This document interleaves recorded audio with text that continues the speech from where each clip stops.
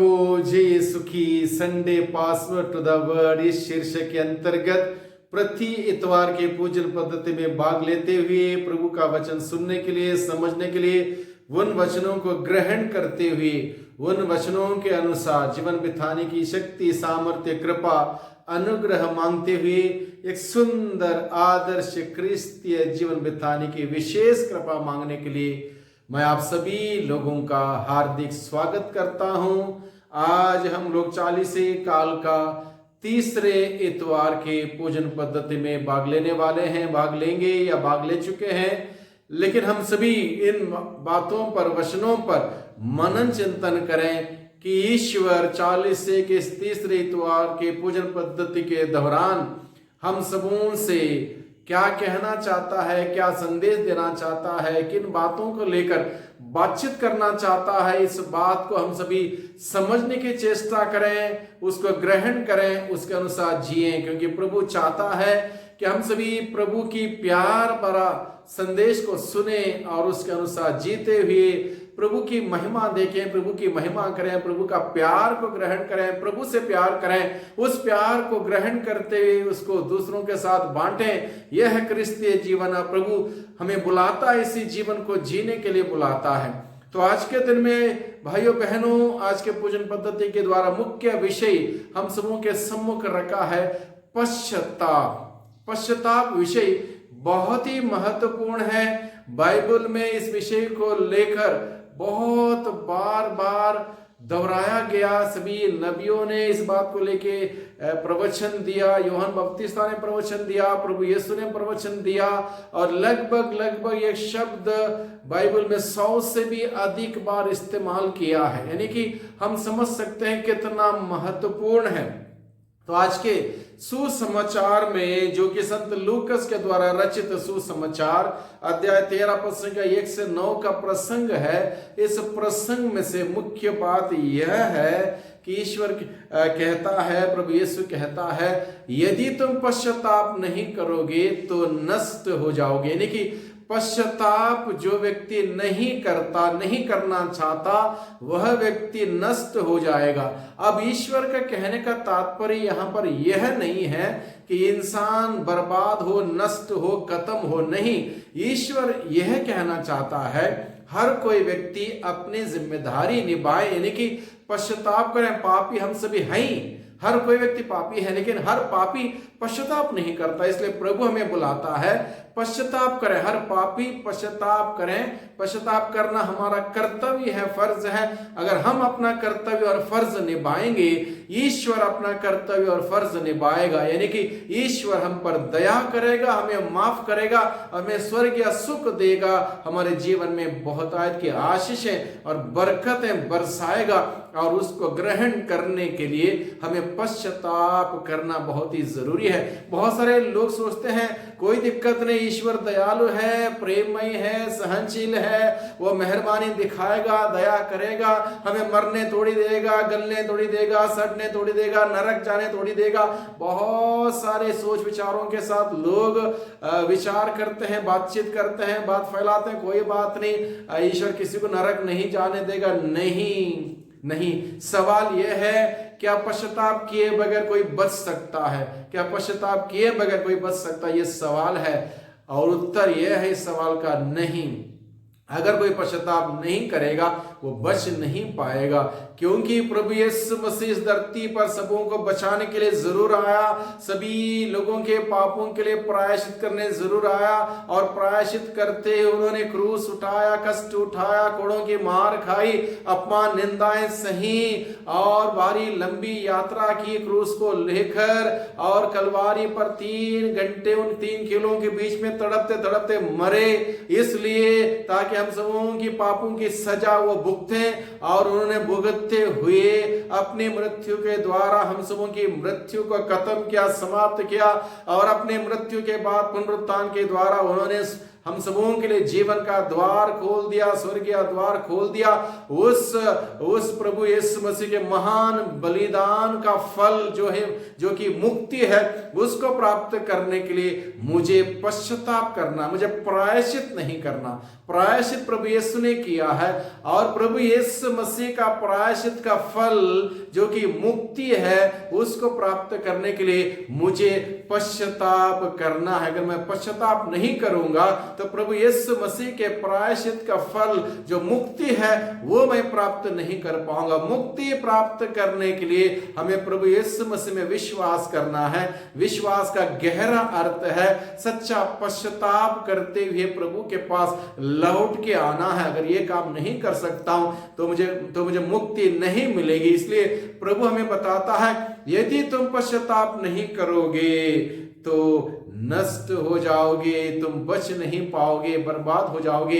जबकि प्रभु की योजना यह नहीं है कि हम नष्ट हो जाएं, बर्बाद हो जाएं। प्रभु की योजना यह है पश्चाताप करें, मुक्ति प्राप्त करें, उद्धार प्राप्त करें। यह प्रभु की योजना है। इसलिए प्रभु आज के पहले बिंदु में हम सबों को बताता है पश्चाताप करना हम सबों के लिए कितना जरूरी है, इस बात को हमें समझाता है। ईश्वर चाहता है कि हम सच्चा पश्चाताप करें और उसके पास लौट के आए, सच्चा पश्चाताप करें और ईश्वर के पास लौट के आए। सारे बुराई, बुरे काम, बुरे सोच, बुरे विचार, बुरे संगति छोड़ें, त्यागें, उस पवित्र प्रभु के पास लौट के आए। प्रभु यही चाहता है। अगर पश्चाताप किए बगैर हम बच सकते थे, प्रभु यीशु मसीह को जब सूली पर चढ़ाया था, उनके दाएं बाएं दो अलग लोगों को सूली पर चढ़ाया था, उनमें से एक ने मरते मरते अपने अंदाज से पश्चाताप करते हुए प्रभु से कहा, प्रभु जब आप अपने राज्य में आएंगे मुझे याद कीजिएगा। और प्रभु ने उससे यही कहा, तुम आज ही परलोक में मेरे साथ होगे।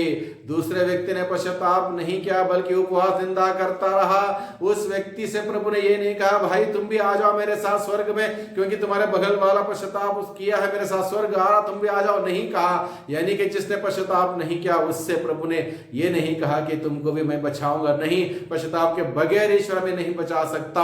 अगर बचा सकता था, जब प्रभु के 12 प्रेरितों में से पेतरुस ने और यूदस ने बड़ी बड़ी गलतियां की, बड़ी बड़ी गलतियां करने के बाद पेतरुस फूट फूट करके रोया, प्रभु के पास लौट के आया। यूदस भी रोया, लेकिन यूदस लौट के प्रभु के पास नहीं आया। सच्चा पश्चाताप का तात्पर्य है पूर्ण रूप से यू टर्न लेते हुए प्रभु के पास लौट के आना। प्रभु के पास लौट के आना सच्चा पश्चाताप है। प्रभु यही चाहता है कि हम पूरे के पूरे यू टर्न लेते हुए प्रभु के पास लौट के आए। और तीसरे बिंदु में हम लोग देखते हैं, ईश्वर कभी भी नहीं चाहता कि हम नष्ट हो जाएं।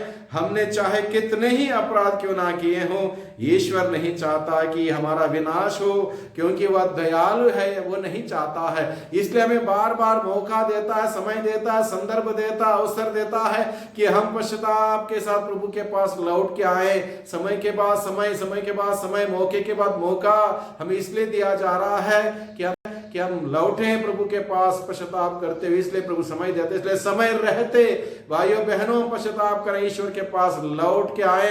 40 की अवधि में प्रभु हम सबों को बुलाता है, आओ मेरे बेटे मेरी बेटी मेरे पास लौट के आओ, मैं तुम्हारा इंतजार कर रहा हूं, तुमको गले लगाने के लिए, तुम्हें चुम्बन देने के लिए, तुम्हें अपनाने के लिए, मेरे बेटे के रूप में, बेटी के रूप में अपनाने के लिए मैं इंतजार कर रहा हूं। लौट के आओ मेरे पास, प्रभु हमें बुलाता है। चौथे बिंदु में हम लोग देखते हैं, हमारे पूर्वज ईश्वर की अपार दया, प्रेम और अनुकंपा अनुभव करने के बावजूद भी ईश्वर की कृपा पात्र नहीं बन सके, क्योंकि उन्होंने अपराध किए, ईश्वर से विमुख हो गए, दूर चले गए, पश्चाताप नहीं किया। इसलिए बहुत सारे हमारे पूर्वजों ने प्रभु की कृपा प्राप्त नहीं की, क्योंकि इजराइल का ईश्वर उनके साथ रहा। दिन में धूप से बचाने के लिए बादल के रूप में रहा, रात को रास्ता दिखाने के लिए आग के खंभे के रूप में उनके बीच में चला। प्यास जब लगी, पत्थर में से, चट्टान में से पानी पिलाया, मन्ना खिलाया, और इस प्रकार से सारी अद्भुत कार्य करने के बावजूद लोग उनके खिलाफ हुए, पश्चाताप नहीं किया। इसलिए प्रभु का प्रकोप उन पर आ पड़ा। इसलिए प्रभु हमें बुलाता है हम सच्चा पश्चाताप करें। और पांचवें बिंदु में हम लोग देखते हैं अपने जूते उतार, यानी कि आज के पहले पार्ट में हम देखते हैं मूसा से बताया गया था जलती हुई झाड़ी के माध्यम से अपने जूते उतार अर्थात अपनी गंदगी उतार कर फेंक दो, यानी कि सच्चा पश्चाताप करो। जिस जमीन में तुम खड़े हो यह पवित्र है, ईश्वर का निवास स्थान है, यानी कि हमारा यह शरीर रूपी जमीन ईश्वर का निवास स्थान है। इसमें किसी प्रकार की गंदगी ना हो, हर प्रकार की गंदगी हम अपने जीवन से उतार के फेंक दें, दूर रखें। प्रभु हमें बुलाता है भाइयों बहनों। और आज के छठे बिंदु में प्रभु अपने वचनों के द्वारा हमें बताता है ईश्वर का हाथ बचाने में समर्थ है, उसका कान बहरा नहीं हुआ है, वो सुन सकता है, किंतु तुम्हारे अधर्म ने तुमको ईश्वर से विमुख कर दिया, दूर कर दिया।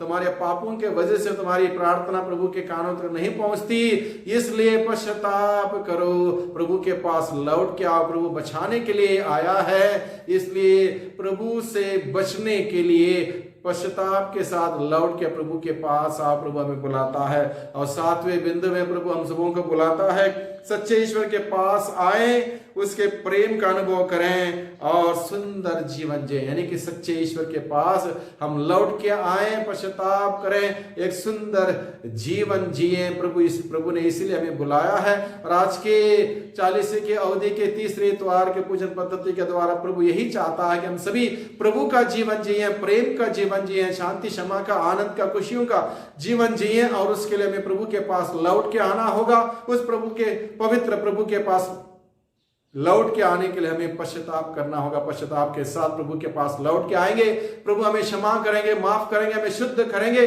हमारी सारी मलिनता अपने पवित्र लहू के द्वारा हमें धोकर शुद्ध करते हुए हमें पवित्र करेंगे। और प्रभु में हम सभी आनंद मना पाएंगे, प्रभु में जी पाएंगे, प्रभु का प्यार का अनुभव कर पाएंगे और उस प्यार को अपने जीवन के द्वारा दूसरों के साथ बांट पाएंगे। यही हमारा मिशन है, यही कार्य, यही जिम्मेदारी है जिसके लिए प्रभु ने हमें आज के दिन में बुलाया है। प्रभु की बुलाहट को टुकराए ना, बल्कि उसको ग्रहण करें, सच्चे पश्चाताप के साथ प्रभु के पास लौट के आए और प्रभु हम सबों को गले लगाने के लिए, अपनाने के लिए, स्वीकार करने के लिए तैयार है। प्रभु की कृपा, अनुग्रह, प्रेम, शांति हम सबों को मिलते रहे। सबको धन्यवाद, सबको जय यीशु की।